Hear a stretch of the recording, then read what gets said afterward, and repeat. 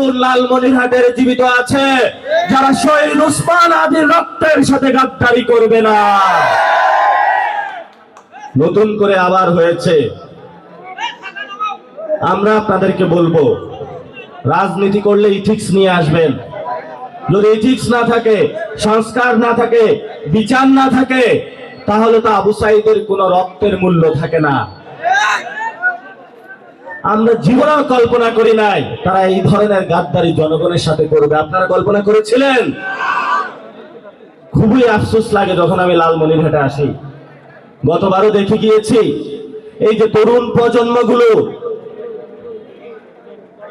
কত আশা ভরসা নিয়ে আন্দোলন করেছে, সবার মুখে হতাশার চাপ, কারো চাকরি নাই, মন্ত্রী হয়েছেন।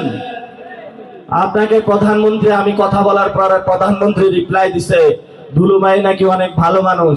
ভালো মানুষ হলে লালমনিরহাটে আমাদেরকে একটা ফ্যাক্টরি দেন, যাতে লালমনিরহাটের সকল তরুণ সেখানে গিয়ে কাজ করতে পারে। ভালো মানুষ হইলে এখানে হলো যে মানুষগুলা শিলাবৃষ্টিতে নিপীড়িত হয়েছে, সেই মানুষগুলার ঘরে ঘরে গিয়ে তাদের হলো ত্রাণ দিয়ে আসেন, তাইলে বলবো আপনি ভালো মানুষ। তা আমরা তো ভালো মানুষ দিনে দেখি, তাহলে রাতে মাদকের ব্যবসাগুলা কারা করে? হ্যাঁ, দিনে হলো হুজুর হয়ে যায়, রাতে হলো মাদকের চোরা কারবারি, গরুর চোরা কারবারি।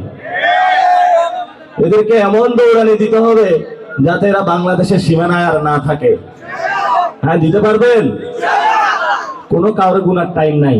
আপনি মন্ত্রী হয়েছেন, এমপি হয়েছেন, আপনি হয়েছেন এই জন্য আমাকে সেবা দেওয়ার জন্য, লালমনিরহাটের উন্নয়নের জন্য।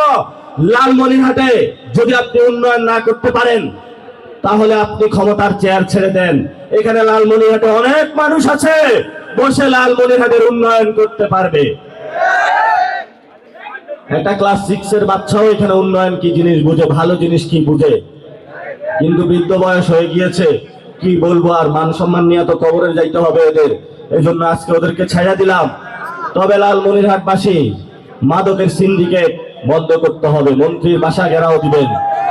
যে মন্ত্রী সাহেব সংসদে বড় বড় কথা বলেন, ঢাকায় গিয়ে বড় বড় কথা বলেন, রাত্রির নিচে অন্ধকার, এখানে কেন সিন্ডিকেট হচ্ছে আমাদের ভুট্টা চাষের ক্ষেত্রে, ধান চাষীদের উপরে, তামাক চাষীদের উপরে, আজকে এর একটা জবাব দেওয়া যাবেন, নাহলে আপনারা ঢাকা যাওয়া লাগবে না। পারবেন না সবাই?